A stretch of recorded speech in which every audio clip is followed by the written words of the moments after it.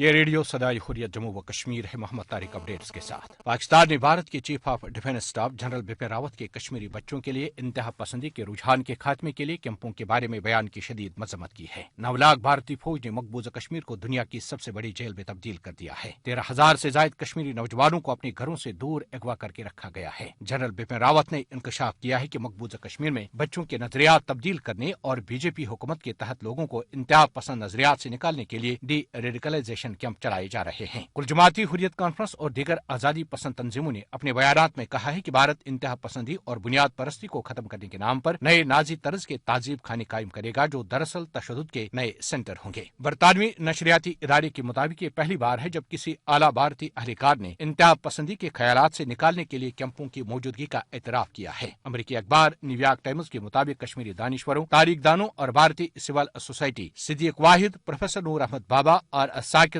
گوکھلے نے جنرل بپن راوت کے بیان پر گہری تشویش کا اظہار کرتے ہوئے کہا ہے کہ اس بیان سے اس خدشے کو تقویت ملتی ہے کہ کشمیری بچوں کو تعذیب خانوں میں بیچ دیا جا سکتا ہے۔ پرامن جنوب ایشیا کا خواب مسئلہ کشمیر کی حل تک شرمندہ تعبیر نہیں ہو سکتا۔ امریکہ میں شاہ محمود قریشی کا مائک پومپیو کے ساتھ تبادلہ خیال۔ پاکستانی وزیر اعظم کی معاون خصوصی برائے اطلاعات و نشریات فردوس عاشق آوار نے کہا ہے کہ بھارتی مسلمان خاتون صحافی رانا ایوب نے جس دلیری سے اپنے پیشہ ورانہ فرائض انجام دیے وہ لائق تحسین ہیں۔ رانا ایوب نے مودی حکومت کے مقبوضہ جموں و کشمیر میں سب اچھا ہے کہ جھوٹ کا پردہ چاک کر دیا۔ سری نگر میں پھیلے خوف کے سناٹے اور سنسان سڑکوں کی حقیقت پوری دنیا پر آشکار کر دی۔ اپڈیٹس ختم ہوئے۔ اقوام متحدہ کی سلامتی کونسل کے حالیہ اجلاس میں بھارت کو اپنے جارحانہ اقدامات واپس لینے کا واضح پیغام دیا ہے۔ آئیے سنتے ہیں اس حوالے سے اقوام متحدہ میں پاکستان کے مستقل مندوب منیر اکرم کی گفتگو۔ اس میٹنگ میں کافی لوگوں نے جو کہا ہے سچویشن ہیومن رائٹس کی سچویشن ہے،